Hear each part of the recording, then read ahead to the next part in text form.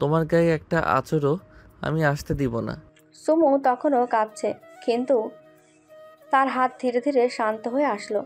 শেহরাজের বুকের মধ্যে সে আরাম খুঁজে নেয়, সেখানে যে সুরক্ষিত। শেহরাজ সুমুর ভেজা চোখে চেয়ে থাকে কিছুক্ষণ, তারপর কপালে ঠোঁট ছুঁয়ে দিয়ে বলল, এবার ঘুমাও সুইটহার্ট, তোমার শরীরটা ভালো না, ইউ নিড রেস্ট। কিন্তু সুমু মাথা নাড়ে, তার কণ্ঠ কাঁপে। আমি ঘুমোতে পারবো না খান সাহেব। চোখ বন্ধ করলেই সেই সব দৃশ্য আবার ফিরে আসে। শেহরাজ চুপ করে যায়। সুমু হঠাৎ ফুঁপিয়ে উঠে বলে, আমি আপনাকে না জানিয়ে ও বাড়িতে যেতে চাইনি খান সাহেব। শেহরাজ চুপ করে থাকে।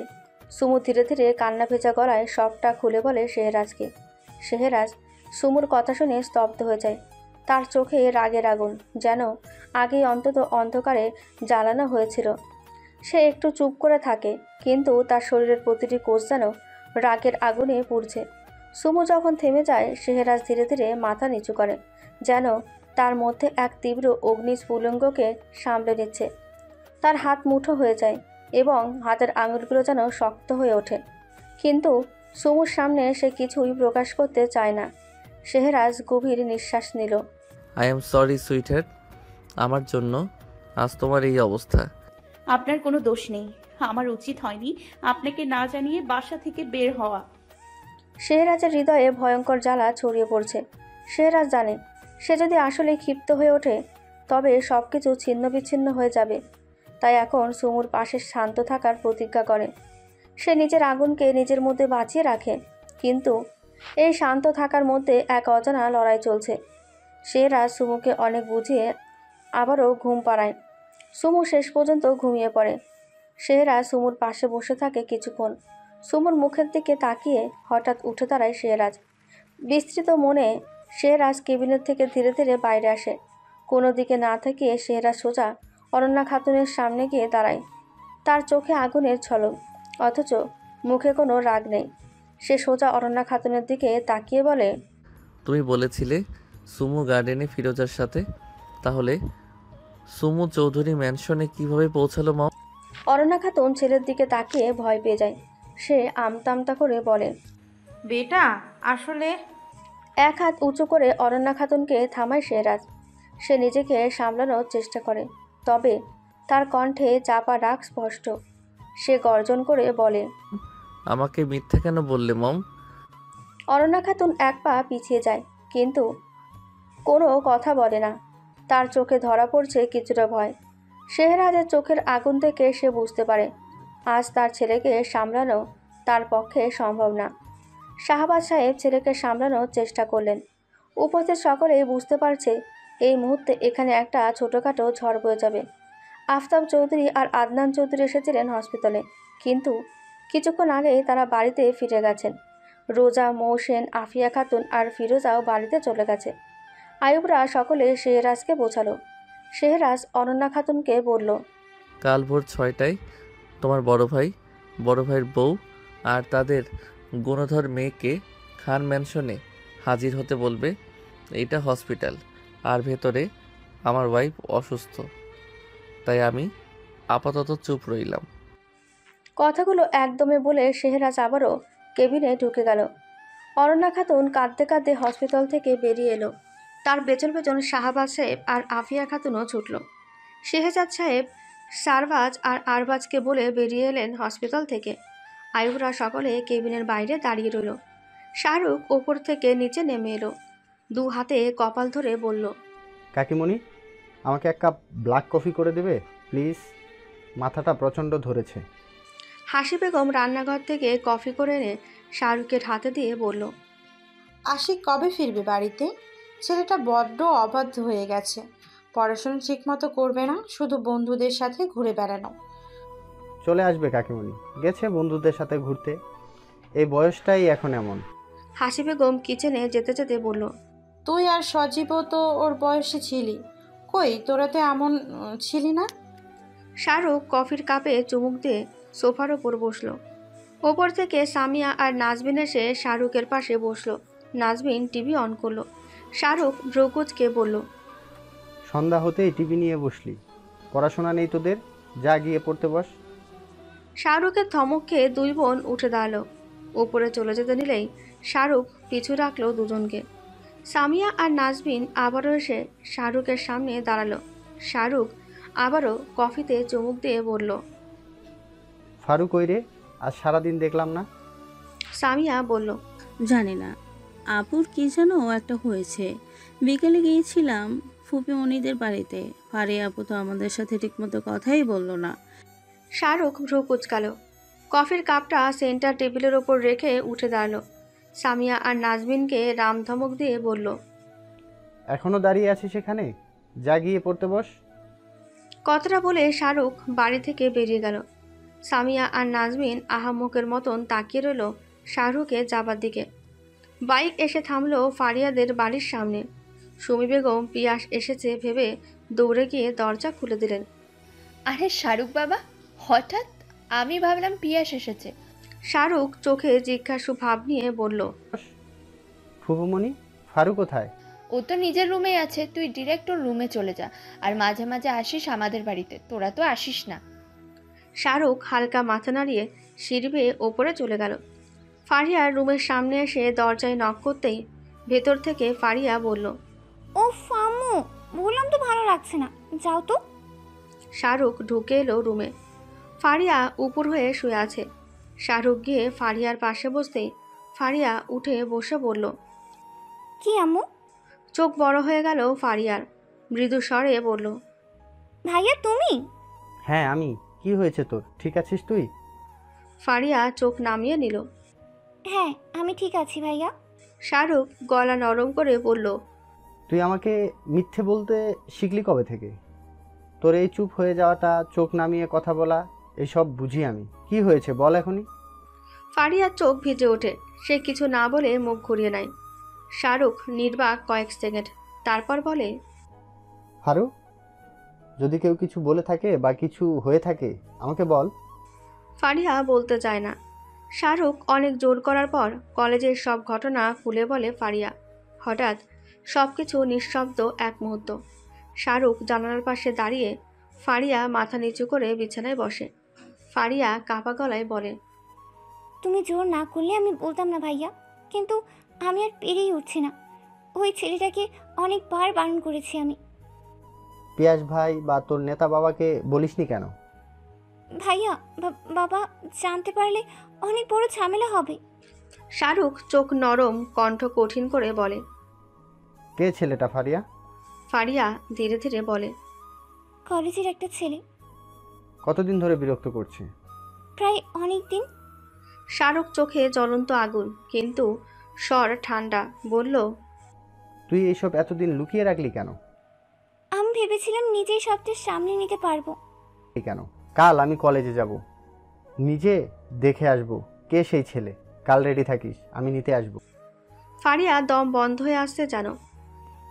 না ভাইয়া, তুমি ঝামেলায় জড়াবে না প্লিজ। শাহরুখ আর দাঁড়ায় না, পেছনে ফারিয়াকে রেখে বেরিয়ে আসে রুম থেকে। রাত 9টা। গাড়ি ধীরে ধীরে বাড়ির গেট পৌঁছায়। শেহরাজ সুমুকে গাড়ি থেকে নামতে সাহায্য করে। সুমু এখনও দুর্বল, তবে শেহরাজ সুমুকে আঁকড়ে ধরে রেখেছে।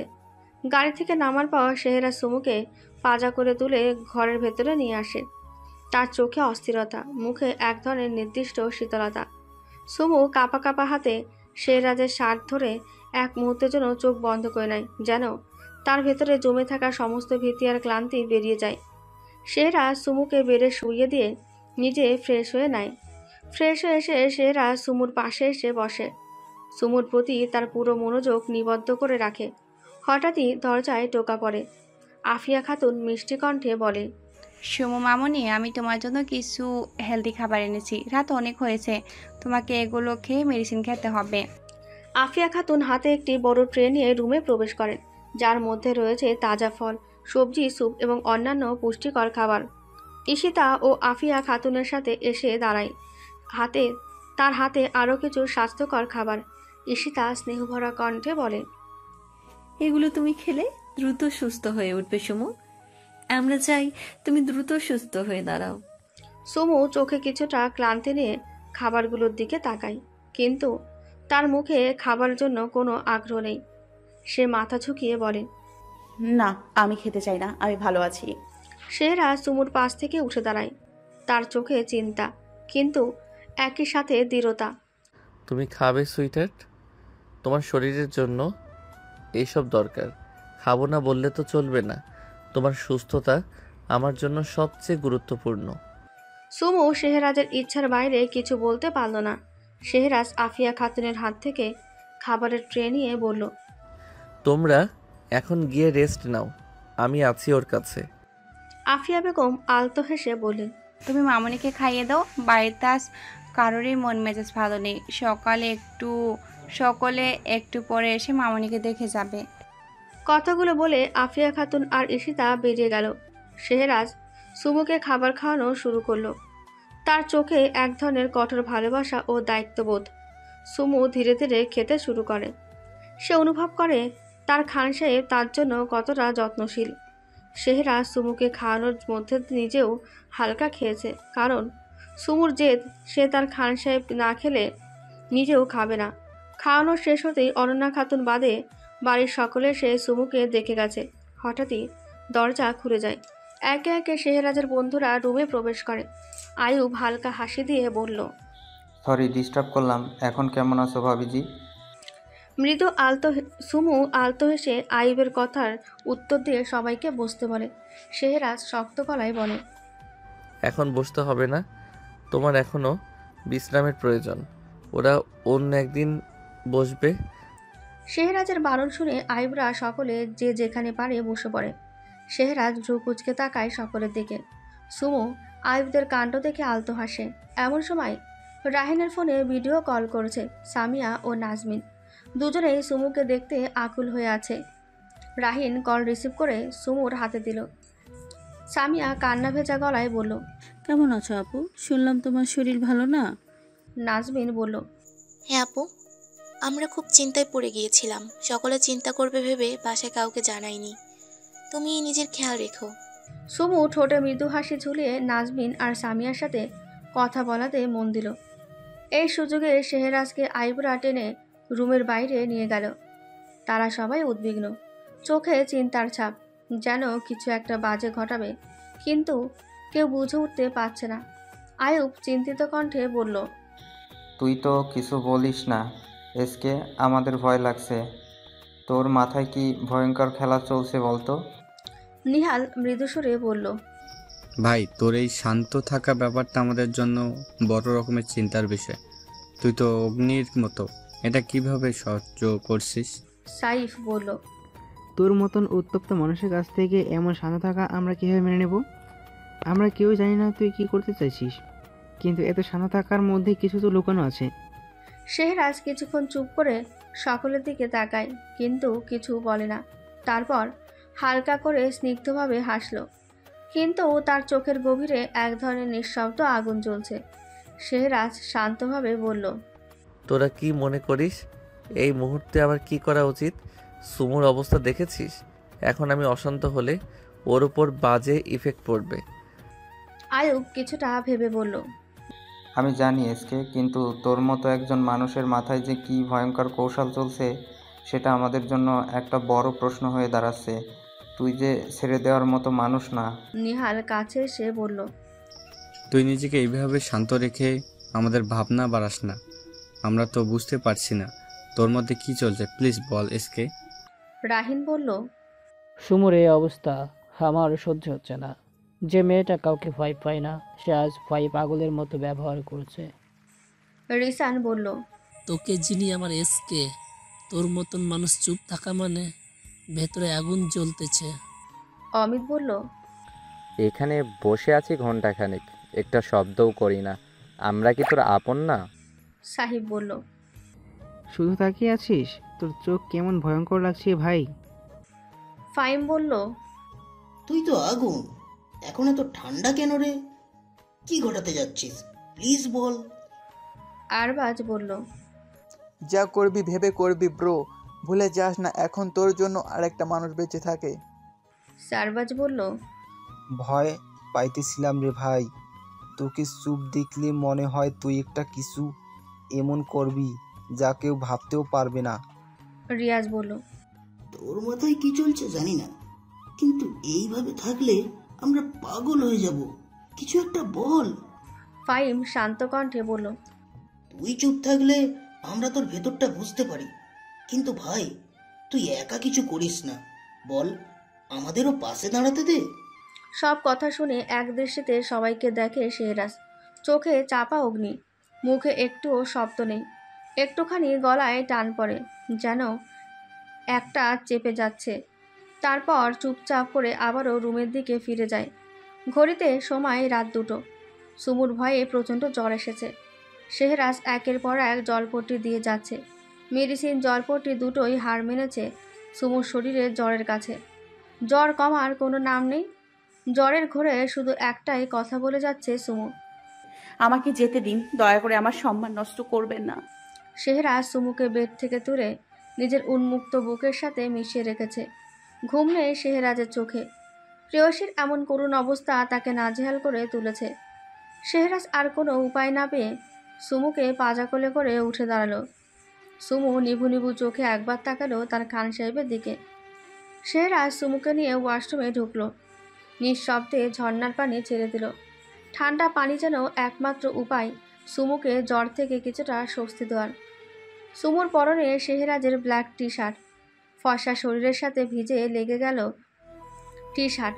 ফর্সা ত্বকের ওপর ভিজে থাকা কাপড়ের রেখাগুলো যেন শেহরাজের সহ্যের বাঁধ ভেঙে দিচ্ছিল। সুমু কাঁপছে, সেই সাথে কাঁপছে তার ওষ্ঠজোড়া। শুধু ঠান্ডায় নয়, ভেতরে দুর্বলতা, জ্বর আর অপরিচিত এক অনুভূতির স্রোতে। প্রচণ্ড শীতে শেহরাজের খালি পিঠ আঁকড়ে ধরল সে। তার নখ অস্পষ্টভাবে বসে গেল শেহরাজের পিঠে। ঝর্ণার ঠান্ডা পানি টুপটাপ শব্দে ঝরে পড়ছে দুজনের শরীরে। ওয়াশরুমের সেই নীরব কোণ যেন সাক্ষী হয়ে উঠেছে এক নিঃশব্দ অনুভবের। ভিজে অবস্থায় দাঁড়িয়ে থাকা দুই মানুষ, একজন জরাক্রান্ত ভালোবাসা, আরেকজন সেই ভালোবাসার অতল স্রোতে ভেসে যাওয়া পাহাড়। সুমুর ফর্সা গোল মুখ, কোমর ছড়ানো রেশমি চুলের আড়ালে যেন এক অপরূপ সৌন্দর্যের রূপকথা। গলায়, কানে, হাতে আঙুলের হীরের অলঙ্কারগুলো যেন খুব সূক্ষ্মভাবে জিকিমিকি করছে জলকণা। সুমু চোখ বন্ধ করে মাথা হালকা নিচু করে দাঁড়িয়ে। শেহরাজ দাঁড়িয়ে আছে ঠিক তার সামনেই। ফর্সা ঘন ভেজা চুল চোখের ওপর পড়ে আছে। তীক্ষ্ণ নেশালো দৃষ্টিতে তাকিয়ে আছে সুমুর দিকে। তার জিম করা শরীরের প্রতিটি রেখায় টান, কিন্তু চোখে রয়েছে এক ধরনের গভীরতা, যেন প্রেম আর দহনে একসঙ্গে জ্বলছে সে। সুমু আরও বেসামাল হয়ে উঠল। শীত থেকে বাঁচার জন্য শেহরাজকে আষ্টেপৃষ্টে জড়িয়ে ধরল। সেই মুহূর্তে শেহরাজের চোখ লাল হয়ে উঠল। আবেগে তীব্র ভালোবাসা, আকর্ষণ আর ভয় মিশে এক অনিয়ন্ত্রিত ঝড় বয়ে গেল তার ভেতর। তবুও সে নিজেকে ধরে রাখল, কারণ সুমু অসুস্থ, আর সুমুকে সুস্থ করাই এখন তার সবচেয়ে বড় দায়িত্ব। শেহরাজ একটুও নড়ে না, কেবল চোখ দিয়ে আঁকছে সুমুকে। তার ভালোবাসা, তার দুর্বলতা, তার সমস্তটা। মুহূর্তটা যেন স্থির, সময় থেমে আছে তাদের জন্য। সুমুর শরীর একটু ঠান্ডা হতেই জলধারা বন্ধ করে ধীরে ধীরে সুমুকে কোলে করে বের করে আনলো শেহরাজ। সোফার ওপর বসে মাথার চুল যত্ন করে মুছে দিল শেহরাজ। ওয়ার্ড্রপ খুলে নিজের একটা সাদা শার্ট বের করলো। সুমুকে চেঞ্জ করিয়ে দিয়ে বেডের কাছে নিয়ে গেল। বেডে শুয়ে দিয়ে ব্ল্যাঙ্কেট দিয়ে সুমুর পুরো শরীর যত্ন করে ঢেকে দিয়ে সুমুর কপালে আলতো করে ঠোঁট ছোঁয়ালো। ভোর 5টা। নিভু নিভু আলোয় আফতাব চৌধুরীদের গাড়ি এসে থামে খান ম্যানশনের সামনে। চারপাশ নিস্তব্ধ। রাতের ঠান্ডা এখনো বাতাসে জমে আছে। গাড়ি থেকে নেমে আফতাব চৌধুরী, মৌসেন, রোজা সদর দরজার দিকে এগিয়ে গেলেন, কিন্তু দরজায় হাত রেখে চমকে উঠলেন সবাই। দরজা খোলা। খান ম্যানশনের দরজা এত সকালে খোলা ব্যাপারটা স্বাভাবিক। মৌসেন একটু অবাক হয়ে আফতাবের দিকে তাকিয়ে বললেন, এ সময় দরজা খোলা? কিচ্ছু বুঝতে পারছি না। সন্দেহ মিশ্রিত পদক্ষেপে দরজায় হাত দেন আফতাব চৌধুরী। দরজা ধাক্কা দিতেই মৃদু কর্কর শব্দে খুলে যায়। শেহরাজের বাড়ির ড্রয়িং রুম সাধারণত স্নিগ্ধ আলোয় শান্ত থাকে, কিন্তু আজ এক অদ্ভুত ভয়াবহতায় আলোকিত। মাঝখানে রাজকীয় সিংহাসনে বসে আছেন শেহরাজ খান। চোখে ঘুমের ছিটেফোঁটা নেই, চোখ জোড়া জ্বলছে অদ্ভুত কঠোরতায়। এক হাতে রেড বুলের ক্যান ধরা, অন্য হাতের আঙুলে হালকা ঘোরাফেরা করছে রাবার ব্যান্ড। পরনে সাদা শার্ট, চোখে আগুন। তার দুপাশে দাঁড়িয়ে আছে 2 বডিগার্ড, আর ঠিক পেছনে স্যান্ডি। ডান পায়ের ওপর বাম পা তুলে রাখা শেহরাজের সামনে রাখা এক রহস্যময় বড় কাঠের বাক্স। বাক্সটির উপরে গেঁথে রাখা শত শত ধারালো ছুরি, প্রতিটি চকচক। মৌসেন ভ্রুকুচকে এগিয়ে যান। শেহরাজ বেটা, এসব কি? মৌসুমের কপালে ভাঁজ পড়ে গেল। রোজা অস্বস্তিতে এদিক ওদিক তাকায়। তারা দুজনেই এক পা করে ঘরের ভেতরে পা রাখলেন। আফতাব চৌধুরী পেছনে পেছনে এলেন। তিনি কথা শেষ করার আগে এক অদ্ভুত শব্দে থমকে যায় সবাই। চুপচাপ ঘরটায় একটা ছিটকে পড়া তরলের শব্দ, যেন কিছু একটা টপ টপ করে পড়ে চলেছে। কাঠের বাক্সের ওপর কিছু তরল পড়ার আওয়াজ। নিঃশব্দ ঘরে সেই আওয়াজ যেন বোমার মতো প্রতিধ্বনিত হলো। সবাই একসাথে তাকালো ছাদের দিকে। হঠাৎ ভেসে আসে মৌসেন আর রোজার আতঙ্কিত আর্তনাদ। আরিয়ান বেটা। ছাদ থেকে ঝাড়বাতির নিচে দড়ি দিয়ে ঝুলিয়ে রাখা হয়েছে আরিয়ান চৌধুরীকে। শরীরটা উপর করে ঝুলছে, পিঠ বেয়ে রক্ত ঝরছে টুপটাপ করে নিচে কাঠের বক্সটার ওপর। ছুরিগুলোর ফাঁকে ফাঁকে রক্ত জমে উঠেছে। আরিয়ানের বরাবর কাঠের সেই ছুরি গেঁথে রাখা বড় বক্সটি রাখা। ওপর থেকে আরিয়ানকে ছেড়ে দিলে বক্সের ওপর পড়ে আরিয়ানের শরীরের প্রতিটি স্তর ছুরির আঘাতে ঝাঁঝরা হয়ে যাবে। মৌসেন ছুটে এসে আরিয়ানের ঝুলন্ত দেহের দিকে তাকিয়ে আর্তনাদ করে ওঠেন। আমার ছেলে আরিয়ান? না, এটা হতে পারে না। আফতাব, কিছু করো। রোজা পাগলের মতো চিৎকার করতে করতে ছুটে গিয়ে কাঠের বক্সটাকে ঠেলে সরাতে যায়। ওকে মানা এসকে ব্রো, আমার ব্রো। আফতাব চৌধুরী স্তব্ধ, অথচ কপালের রেখায় আতঙ্ক গেঁথে আছে। বাড়ির সকলে ছুটে এলো ড্রয়িং রুমে। ড্রয়িং রুমের দৃশ্য দেখে সকলে আটকে উঠল। এই কান্না ও ভেঙে পড়া পরিবেশে হঠাৎ করে শেহরাজ দাঁত চেপে উঠে দাঁড়ায়, চোখে বিদ্ধকারী রাগের ঝলক। চুপ করুন।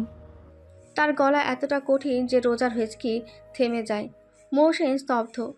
শেহরাজ সামনে এসে রোজার দিকে তাকায়, ঠান্ডা অথচ হিংস্র গলায় বলে, আমার পাগলিটা সারা রাত ঘুমাতে পারিনি, প্রচণ্ড জ্বর আর ভয়ে ছটফট করেছে। মাত্র 3টা ঘন্টা হলেও ঘুমিয়েছে, তাও ঘুমের মেডিসিন খেয়ে। এইখানে উপস্থিত কারণ একামির জন্য যদি ওর ঘুমের ব্যাঘাত ঘটে, তাহলে গড সোয়ার এই নিভু নিভু বডিটা পিওর ডেড বডিতে পরিণত করতে আমি 1 সেকেন্ডও ভাবব না। মৌসেন কান্না ভেজা গলায় বলল, আমার ছেলেকে ছেড়ে দাও শেহরাজ। শেহরাজ চোখ সরায় না, ঠান্ডা স্বরে বলে, সুমো মনে হয় এইভাবে বলেছিল কাল। আমি এখন সেই শেহরাজ যে সব সম্পর্কে বাহিরে গিয়ে বিচার করে। ভালোবাসা যখন কাউকে রক্ষা করতে পারে না, তখন নেয় নিজে রক্তে হাত রাঙায়। আমি এখন তাই। ড্রয়িং রুমে থমথমে পরিবেশ। সিঁড়ির মাথায় দাঁড়িয়ে আছেন অনন্যা খাতুন, মুখে উদ্বেগ কিন্তু চোখে শাসনের জোর। ধীরে ধীরে সিঁড়ি বেয়ে নামতে নামতে বলেন, শেহরাজ বেটা, আরিয়ানকে ছেড়ে দে। কি করেছে ও? কেন এমন করছিস? তুই কি পাগল হয়ে গেছিস? শেহরাজ চোখ সরায় না, তার মুখের একপাশে হালকা ব্যঙ্গর রেখা। ও কি করেছে তা ওর মা আর বোনকে জিজ্ঞাসা করো মম। অনন্যা খাতুন ছেলের সামনে এসে দাঁড়ান, নিচু গলায় বলেন, ও যাই করুক, তুই বিচার করার কেউ না, তুই আদালত না শেহরাজ। শেহরাজ হাসল, ঠান্ডা স্বরে বলল, আদালত সময় নেয় মম। আমার বউয়ের চোখের জল সময় নেয় না। ওর গায়ে হাত দেওয়ার চেষ্টা করেছিল তোমার আদরের আরিয়ান। অনন্যা খাতুন একটু থমকে যায়, কণ্ঠে মমতা আর শক্তির মিশ্রণ করে বলে, আরিয়ান যদি এমন কিছু করেও থাকে, তাহলে তুই অন্যভাবে ওর জন্য শাস্তির ব্যবস্থা কর। কিন্তু এইভাবে প্রতিশোধ নিতে গিয়ে নিজের হাত রক্তাক্ত করে তুই যদি নিজেকেই হারাস, তাহলে সুমুকে কে রক্ষা করবে? শেহরাজের মুখ থেমে যায় এক মুহূর্তের জন্য, ঠোঁট আটসাট করে চোখ সরিয়ে নেয়। আমি কখনো নিজেকে হারাবো না মম। আমি সেই পুরুষ যে স্ত্রীকে চোখের সামনে রেখে অন্যের বুক থেকে রক্ত ঝরায়। তুই কি বলছিস শেহরাজ? একটা বার তাকিয়ে দেখ ছেলেটার কি অবস্থা করেছিস। অমানুষের মতো মেরেছিস ছেলেটাকে। সামনে ছেলেটা নিউ ড্রামা ছিল। এইসব কেন করলি তুই শেহরাজ? শাহবাজ সাহেব অনন্যা খাতুনকে টেনে নিয়ে গিয়ে বললেন, শুনতে পারছো না? খান বাড়ির বউয়ের সম্মানের দিকে হাত বাড়িয়েছিল তোমার বড় ভাইয়ের ছেলে। ও যে এখানেও জীবিত আছে, এইটাই ওর ভাগ্য। শেহজাদ সাহেব এগিয়ে এসে বললেন, সত্যি ভাবিজি, এর পরেও আপনি আরিয়ানের পক্ষে কথা বলবেন? নিজের ছেলের আর ছেলের বউয়ের কথা একবারও ভাববেন না? মানলাম আপনি সুমুকে মেনে নেননি, কিন্তু তবুও সুমু এই বাড়ির বউ, ওর সাথে এই বাড়ির সম্মান জড়িয়ে আছে। আর কিছু না ভাবেন, অন্তত পক্ষে এ বাড়ির সম্মানের কথা ভাবুন। অনন্যা খাতুন গর্জে উঠে বললেন, সম্মানের কথা ভাবতে গিয়ে একটা মানুষকে মেরে ফেলতে হবে? এটা কেমন বিচার ওর? ও কি সৃষ্টিকর্তা যে বিচার করছে? বিচার করার মালিক ওই উপরে যে বসে আছে তার, আপনার ভাইপোর না। শেহরাজ ধীরে ধীরে সামনে এগিয়ে আসে। চারপাশ নিস্তব্ধ। তার চোখ দুটো রক্তিম আধারের মতো জ্বলছে। সে ঠান্ডা গলায় বলে, এই দুনিয়ায় অনেক ভুল মাফ হয়, কিন্তু সুমুর কোনো ক্ষতি করার চেষ্টা করলে আমি কাউকে ছেড়ে কথা বলবো না। শেহরাজের গলা আরও নিচু হয়। ভয়ানক ঠান্ডা স্বরে বলে, ওর একটা চুলেরও ক্ষতি করার চেষ্টা করলে আমি সৃষ্টিকর্তা হতে পারবো না, কিন্তু শয়তান হয়ে উঠতে সময় লাগবে না। গডের শাস্তি দেরিতে আসে, আমারটা 1 সেকেন্ডে এসে যায়। সে একবার রক্তে ভেজা ছুরির বাক্সের দিকে তাকায়। এই কাঠের আজ ওর রক্ত ঝরে পড়েছে। ও যদি আর কোনোদিন আমার বউয়ের ছায়ার দিকেও কেউ তাকায়, এই ছুরিগুলো আর গুনতে হবে না, সবগুলো আমি ওর শরীরে গেঁথে দিব। সে থামে, তাকায় মৌসেন আর রোজার দিকে। বাঁচতে চাইলে সুমুর নাম মন থেকে মুছে ফেলুন, আর যদি আমার কথাগুলো ভুলে যান তাহলে মনে করিয়ে দেওয়ার জন্য আমি এখনো বেঁচে আছি। শেহরাজ বক্সের ওপর গেঁথে রাখা একটা ছুরিতে আঙুল ছোঁয়। যে হাত আমার সুমুকে স্পর্শ করতে চাইবে সে হাত আমি ছুরি দিয়ে কাটবো না। সে হাত গাছ থেকে ছিঁড়ে নেওয়া ফলের মতো উপড়ে ফেলবো, তারপর সেটা তার গলায় গুজে দেব, যেন পৃথিবীর কোনো ডাক্তারও না বাঁচাতে পারে। এক পা করে এগিয়ে আসে রোজার দিকে। আর তুই রোজা, তুই কি ভাবিস আমি কিছু করব না? কারণ তুই আমার আত্মীয়, আত্মার চেয়ে বড় সম্পর্ক আমার বউ। ওর চোখে এক বিন্দু জল দেখলেও আমি এমন ভয় সৃষ্টি করব, তখন তোর নিজের ছায়াকেও দেখলেও তোর ভয় লাগবে। সে এবার ঠান্ডা চোখে মৌসেনকে দেখে, এই দুনিয়ায় কারো সাহস হবে না আমার বউয়ের দিকে হাত বাড়ানোর, কারণ আমি শুধু মানুষ মেরে ফেলি না, তাদের অস্তিত্বকে মুছে দেই এমনভাবে যেন তারা কোনোদিন ছিলই না। মৌসেন ভ্রুকুচকে বলল, তুমি আর কি করতে চাইছো? শেহরাজ বাঁকা এসে তার বডিগার্ডকে ইশারা করলো। সাথে সাথে আরিয়ানকে বেঁধে রাখা দড়ির ঢিল ছেড়ে দেওয়া হলো। উপস্থিত সকলে চোখ বন্ধ করে চিৎকার করে উঠল। হঠাৎ শেহরাজের হাসির শব্দে সকলে চোখ মেলে তাকালো। আরিয়ানের শরীরে ছুরিগুলো ছুঁই ছুঁই। মৌসেন দৌড়ে এলেন ছেলের কাছে। একটা দম বন্ধ করা নিঃশব্দ ছড়িয়ে পড়ল চারপাশে। শেহরাজ হাসি থামিয়ে বলল, সুমু আমার শান্তি, কেউ যদি সেই শান্তিকে নষ্ট করার চেষ্টা করে তাহলে আমি কি করতে পারি? আজ শুধু ট্রেলার দেখলে, পুরো সিনেমা দেখতে চাইলে আবার চেষ্টা করো। শেহরাজ ধীরে ধীরে সামনে এগিয়ে আসে। তার পায়ের শব্দে মনে হয় যেন সময় থেমে গেছে। মুখে কোনো রাগ নেই, শুধু একটা অস্বাভাবিক শান্তি, যেটা দেখে কারো শরীর ঠান্ডা হয়ে যেতে পারে। তার গলায় গাম্ভীর্য, যেন মৃত্যুর সুর। তোমরা ভাবছো আমি ওভার রিয়্যাক্ট করছি, সুমোকে ছোঁয়ার চেষ্টা করেছে বলে প্রতিশোধ দিচ্ছি? না, আমি প্রতিশোধ নিচ্ছি না, আমি নিয়ম বানাচ্ছি। আমার সুমোকে স্পর্শ করলে পৃথিবী থেকে মুছে যাওয়ার নিয়ম। একটা ছুরি তুলে নিয়ে ধীরে ধীরে আরিয়ানের গালে ছুরিটা দিয়ে স্পর্শ করে, বলে, আমি মানুষ মারি না, আমি ইতিহাস থেকে নাম মুছে ফেলি, এমনভাবে মুছি যেন জন্মই নেয়নি। তার গলা থেমে যায় এক মুহূর্ত। সে আবারও রোজার দিকে তাকিয়ে বলে, শুনলাম ওর হাত চেপে ধরেছিলি, আর একবার ধরিস, তারপর তোর রক্তে লিখে দিব সুমু কার বউ। তারপর মৌসেনের দিকে একেবারে ঠান্ডা চোখে তাকিয়ে ফিসফিস করে বলল, মামুনি, আপনি যদি ভেবে থাকেন আপনার বয়স আপনাকে বাঁচাবে তাহলে ভুল ভাবছেন। শেহরাজ আরিয়ানের কাছে গিয়ে ছুরি দিয়ে আরিয়ানের গালে ছোট করে একটা টান দিয়ে বলে, সুমু আমার দুর্বলতা, এইটা তোরা জানিস। ও আমার শেষ পবিত্রতা। কেউ যদি ওর দিকে তাকায় আমি তার চোখ উপড়ে নিব, কেউ যদি ওর নাম নেয় আমি তার জিহ্বা কেটে নিব, আর কেউ যদি ওর পথ আগলে দাঁড়ায় তাহলে আমি তাকে দুনিয়া থেকে মুছে ফেলব। আজকের দিনটা মনে রাখিস আরিয়ান। ওকে নিয়ে যদি আর একটাও স্বপ্ন দেখিস তাহলে তোকে আমি চিরতরে ঘুম পাড়িয়ে দিব। শেহরাজ বাঁকা হেসে বলল, ছেলেকে কোরিয়াতে চলে যেতে বলেছিলেন তাই না? ভাবলেন কিভাবে আমার হাত থেকে ও বেঁচে যাবে? মাটির তলে পুঁতে রাখলেনও, সেখান থেকে ওকে টেনে বের করে নিয়ে আসতাম আমি। আরিয়ানকে আবারও উপরে তোলা হলো। শেহরাজ আলতো হেসে বলল, দড়ি ছেড়ে দাও। ঠিক তখনই মৌসেন আর রোজা এসে শেহরাজের পায়ের সামনে বসে পড়ল। শেহরাজ বডিগার্ডকে হাত উঁচু করে থামাতে বলল। রোজা অঝরে কাঁদতে কাঁদতে বলল, এসকে প্লিজ আমার ব্রুকে ছেড়ে দাও, সাথে এমন করো না। তার কণ্ঠে কান্না আর অনুযোগ মিশে আছে। আমার দোষ ছিল আমি জানি, কিন্তু দয়া করো ব্রুকে ছেড়ে দাও। সে চিৎকার করে ওঠে, চোখে জল মুছতে মুছতে আবারও বলে, প্লিজ এসকে ক্ষমা করে দাও। মৌসেনও আরিয়ানের দিকে তাকিয়ে অসহায়ভাবে কাঁদছে। আমার ছেলেটা আর সুমুর দিকে তাকাবে না শেহরাজ। একে একে ড্রয়িং রুমে উপস্থিত সকলে শেহরাজকে রিকোয়েস্ট করলো। নিজের বাবার অনুরোধে শেহরাজ ছেড়ে দিল আরিয়ানকে। বডিগার্ড দুজন আরিয়ানের রক্তাক্ত দেহটা নামিয়ে আনলো।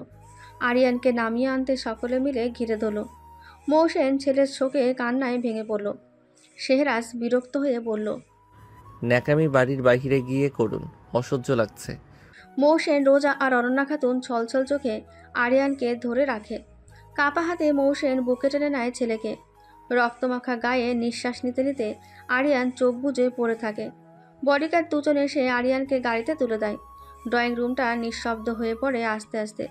বাড়ির প্রায় অধিকাংশ মানুষ হসপিটালের দিকে রওনা হয়।